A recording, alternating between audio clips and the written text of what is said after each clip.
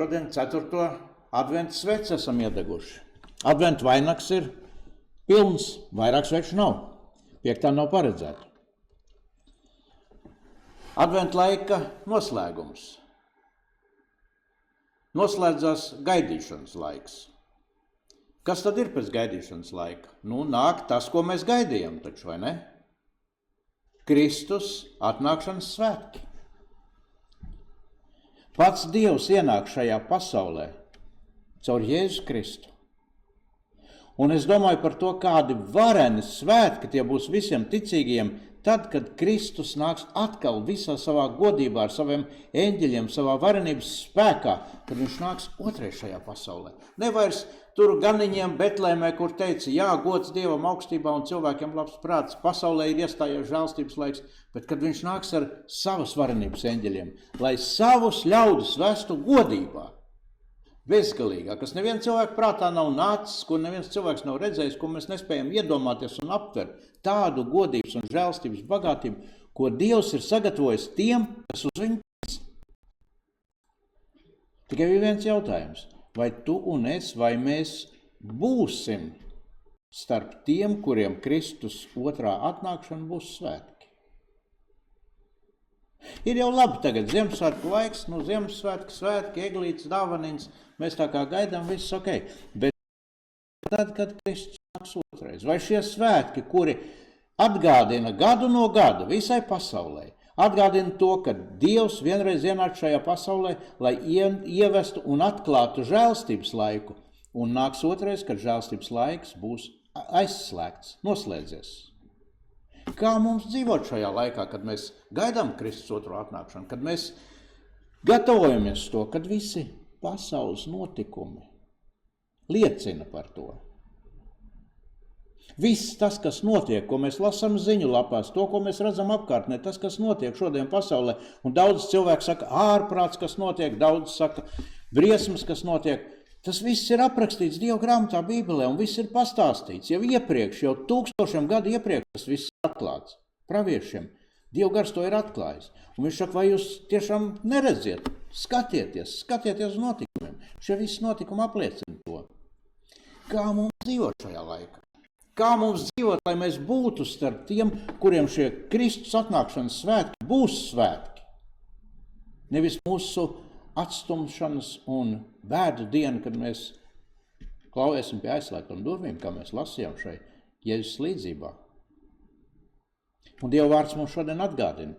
Esiet modrīgi, jo jūs nezināt ne dienu, ne stundu, kurā cilvēka dēls nāks.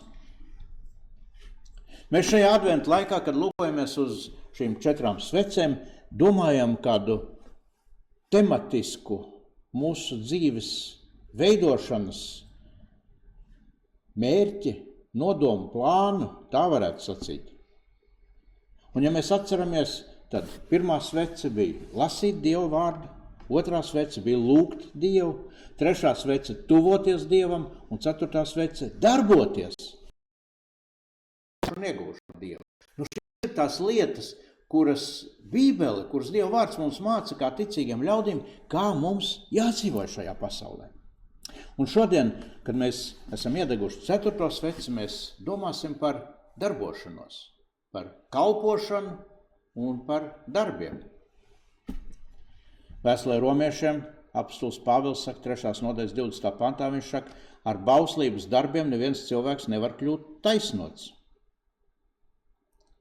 Tātad darbi, bauslības darbi, pareizi, patiesi, skaidri darbi nedod taisnošanu. Kā tā? Mēs taču zinām, Dievu baužos, tev nebūs melot, tev nebūs zakt, visu to es esmu turējis, tad taču Dievs, tu redzi, mani darbi taču ir. Pāvil, ko tu runā? Ar bauslības darbiem neviens nevar kļūt taisnu, tad nav jēga? Tad vajag vai nevajag? Redziet, jaunā derībā es izlasīšu, ko saka apostols Jēkabs savā vēstulē 2. nodaļā, un es lasīšu 2 pantus, 17. pantu un 26. pantu. Un tur apostols saka, ticība, ja tai nav darbu, tā pati par sevi ir nedzīva.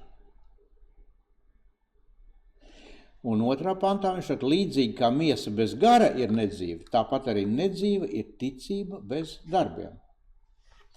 Tātad tikko mums Pāvils teica, ka darbi nedod pēc. Ja tev darbi nav, tad nekāda jēga tev ticībai nav. Kas tur notiek? Tad Bībelē beidzot mēs atradām ir pretrunas. Es esmu daudz dzirdējis, kur saka, Bībele runā pretī. Domāsim par šo un mēģināsim saprast, kā tas var būt un vai tiešām Bībelē ir pretrunas.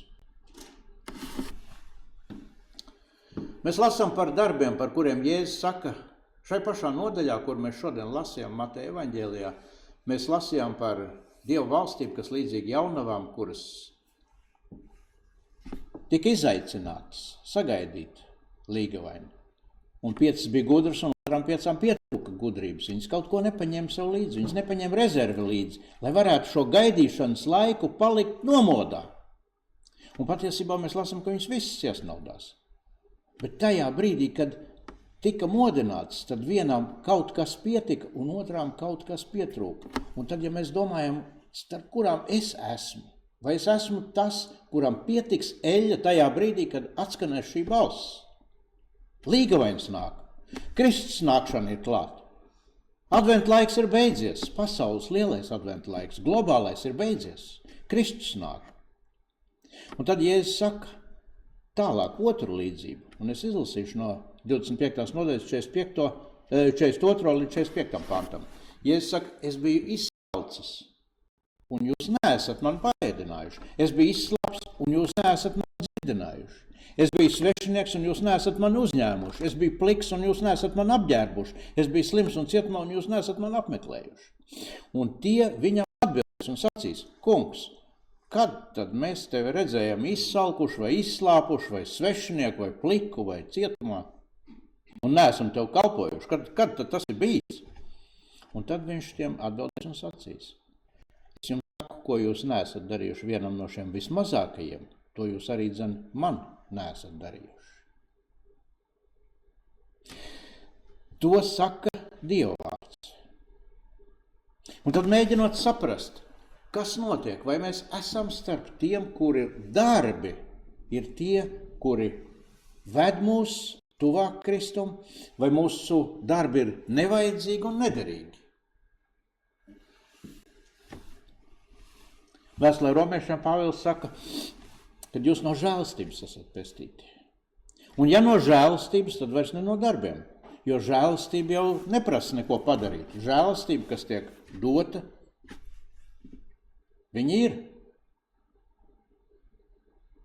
Bet tad, kad mēs atšķiram Atklāsmes grāmatu, mēs lasām, kur apostols Jānis saka, es redzēju mirušos, lielos, mazos stāvam goda krēslu priekšā, un grāmatas tika atvērtas. Un tika atvērta vēl kāda cita dzīvības grāmata.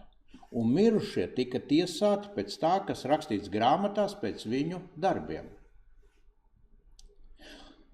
Šeit mēs varam saprast un ieraudzīt, ka šī dzīvības grāmata ir tā, kura izdzēš mūsu darbus. Viņa izdzēš ļaunos darbus, un viņa netiek pieskaitīti, ja mēs esam šī dzīvības grāmatā. Un mūsu labiem darbiem vairs nav nozīmes, jo mēs saņemam žēlastību. Dzīvības grāmata dzēš darbus, un vai šeit ir pretrunas? Kā mēs saņemam pestīšanu? Kā mēs viņu iegūstam? No žēlastības vai no darba? Vai mēs viņu varam nopelnīt, darot labu un vēl labāk, un tad sacīt, Dievs, viss tev tagad man jāpieņem, jo es taču tu pasties, cik labi es esmu dzīvojis. Es esmu to darījis, un šo darījis, un vēl kādas lietas darījis. Redziet, darbi ir tie, kas cilvēkiem, kas tev un man, kas mums dod drošības sajūtu. Tad, ja mēs esam labu darījuši, tas ir pašiem patīkam, labi sajūta, vai ne? Dievs, tu taču redzi, es neko briesmīgi neesmu darījis, viss ir kārtībā, man taču ir, un vēl vairāk es vēl kaut ko labu kādam esmu darījis. Darbi dod drošības sajūtu, bet pamatojās šī drošības sajūta manas paša spējām un varēšanām, jo es taču, Dievs, vai tad tu to neredzi? Visu, ko es esmu darījis tagad. Bet žēlastībai nav šī drošības sajūta. Žēlastībai ir vajadzīga uzticēšanās. Lai saņemtu žēlastību, ir vajadzīga ticība. Kā ir? Vai mēs atdotu sevi kādam viņa žēlastībai? Tā, gatavojoties uz tiesu, uz kādu procesu, nevis es sagatavošu dokumentus, advokātus, juristus, pamatojumus, pierādījumus, bet es domāšu, tiesa, ja tu man būsi žēlīga, tad būs labs spriedums, ja tu man nebūsi žēlīga, būs slikts, es uzticos tavai žēlastībai. Kā mums kā cilvēkiem šķiet uzticēties kāda žēlastībai? Diezgan laikam neiespējami, vai ne? Un tieši tas ir tas, kas bieži traucē cilvēkiem ticēt un uzticēties Dievam, viņa žēlastībai. Jo vienmēr liekas, tad, ja man būs pierādījumi, argumenti, ja man būs īsti advokāti, viss, es darbojos, es esmu stiprs. Bet raksti mums saka kaut ko citu. Ne tavi darbi, bet Dieva žēlastība.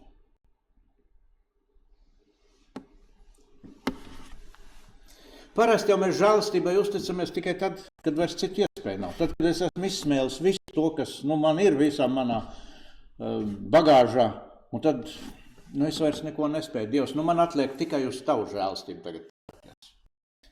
Es pēdējais, faktiski man jau nemaz tev nevajadzēja, jo es visu laiku pats varēju. Vai tas tā izklausās?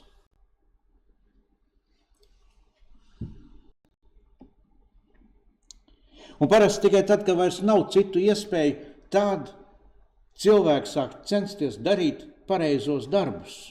Lai Dievam kaut kā izpatiktu. Bet, mīļie, es gribu sacīt, cik neprātīgi ir iegūt savu pārliecību par Dieva žēlastību pēc maniem darbiem, pēc taviem darbiem, pēc tā, ko mēs esam padarījuši. Jo tad tā vairs nav žēlastība.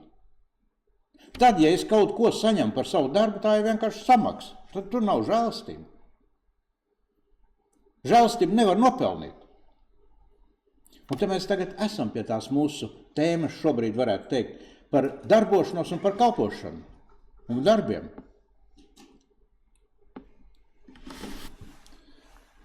Dievs saka savā vārdā. Lukas evaņģēlijā 6. nodaļā mēs to varam izlasīt 47. 48. pantā, kur Jēzus saka, ik viens, kas pie manis nāk un manus vārdus dzird un dara, es jums parādīšu, kam viņš līdzināms. Tas ir cilvēkam, kas ēku cēla, dziļi raka, pamatu lika uz klints, un tad, kad nāca kādi plūdi, ūdeņi lauzās, viņi nespēja šo ēku apgāzt. Tie, kas manus vārdus dzird un dara. Šī ir secība, ko Jēzus saka. Un tādēļ nevelti mēs gājam secībā arī par šīm adventas svecēm. Lasīt, dzirdi,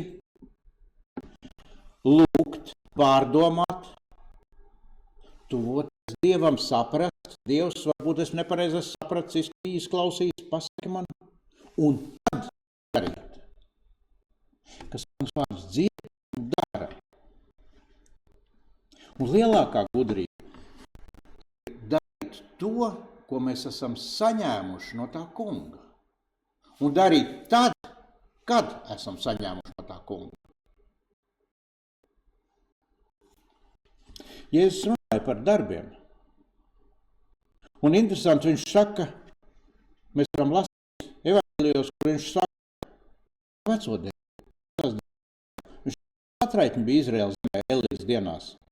Bet Elija ne pie vienas no viņām sūtīs, kā vien pie vienas atraitnes Sareptā.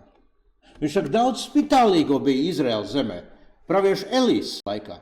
Tomēr neviens no tiem netika šķīstīts, kā vien tas pagāns, sīrietis, Nāmans.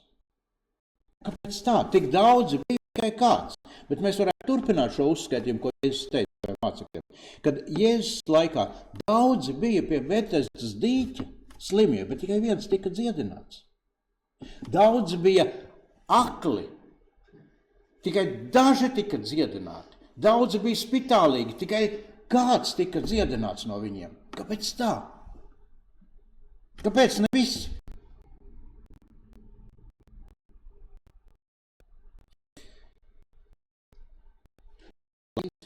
Lūgt, tuvoties un tad darīt.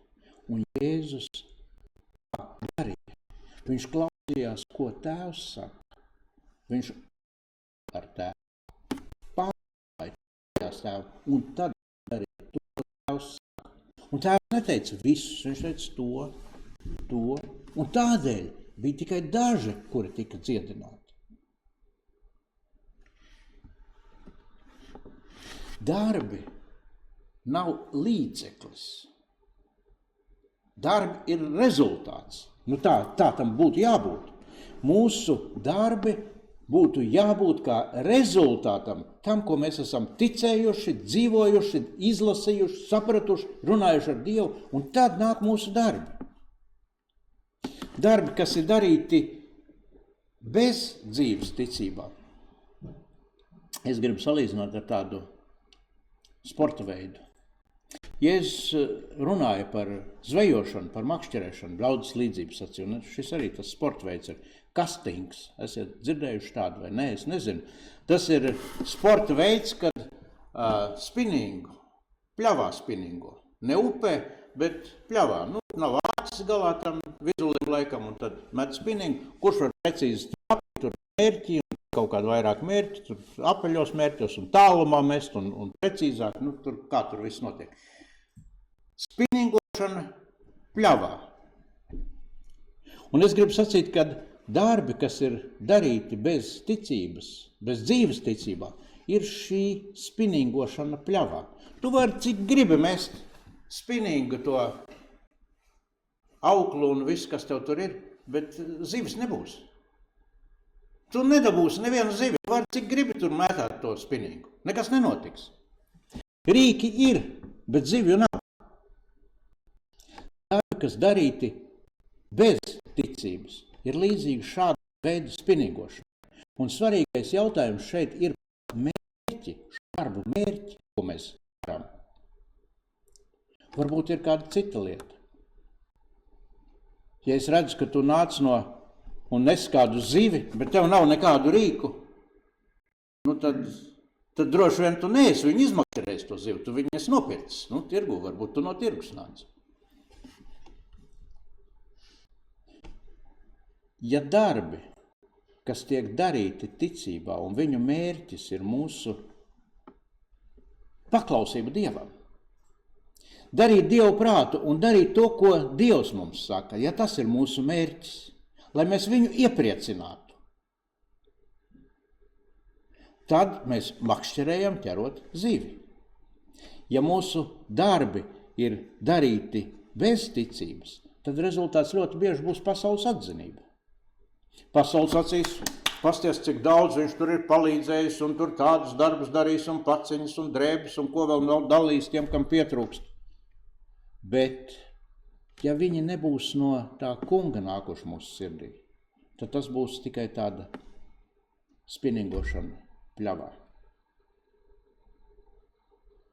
Ja tavas un manas darbošanās pamatā būs ielikta ticība, jeb uzticēšanās Dieva dotām norādēm, tam, ko es esmu izlasījis, ko es esmu sapratis un ko es esmu sarunājis ar Dievu, ja man ir attiecības ar Dievu, tad šis rezultāts ir tas, uz ko mēs tiekam aicināti.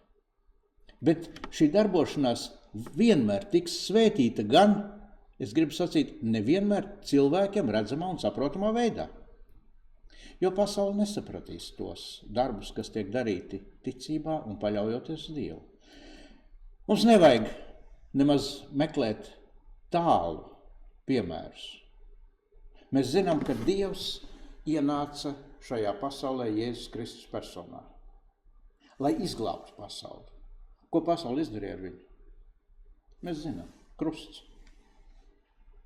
Pasauli neaplaudēja. Viņi neteica, paldies Dievs, tu beidzot esi izglābis cilvēkus no grēka varas, mums vairs nav jādara, mēs varam dzīvot tavā žēlstībā. Pienagloja pie krusta, šito nevajag mums.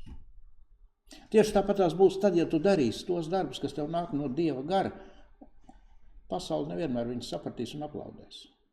Tikai jautājums ir motivācija un mērķis. Ja mēs gribam aplausus, tad daram. Ja mēs gribam Dieva iepriecinājumu, tad vispirms saklausam un tad daram.